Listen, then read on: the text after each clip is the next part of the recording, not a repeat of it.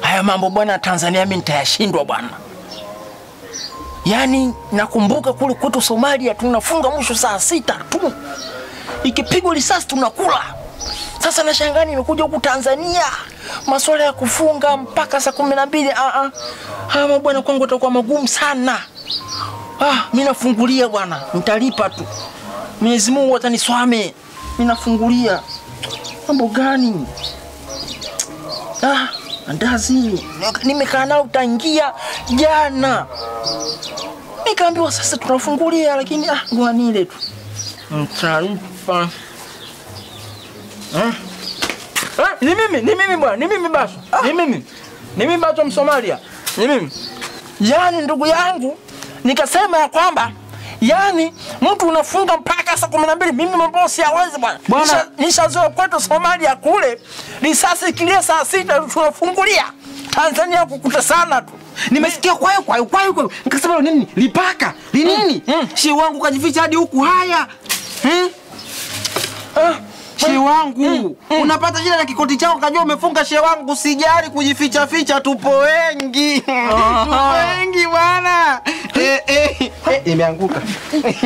Tupina ifichaga huko mzee wangu. Tupo wengi shehe wangu. Simuona kiti hicho? Goli bwana. Shehe wangu, usiwe unajificha. Huo tunapigana si bwana nakwenda kufuturu. Nikakubamiza mimi. Sasa mimi sijajua kama wanachama ambao tusofunga tupo wengi namna hii. Tunafunga ila kuna ile anasema msile mkashiba.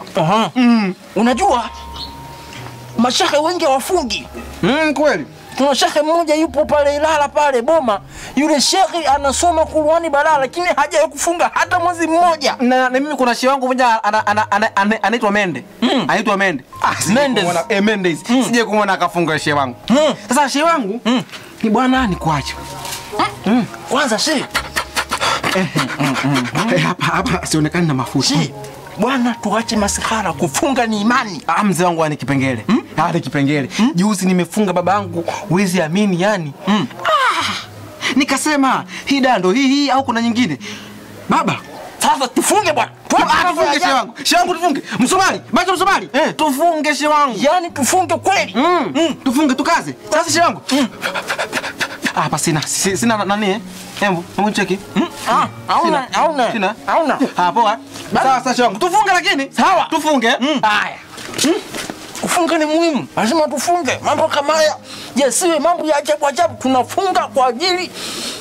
Tufunge bwana.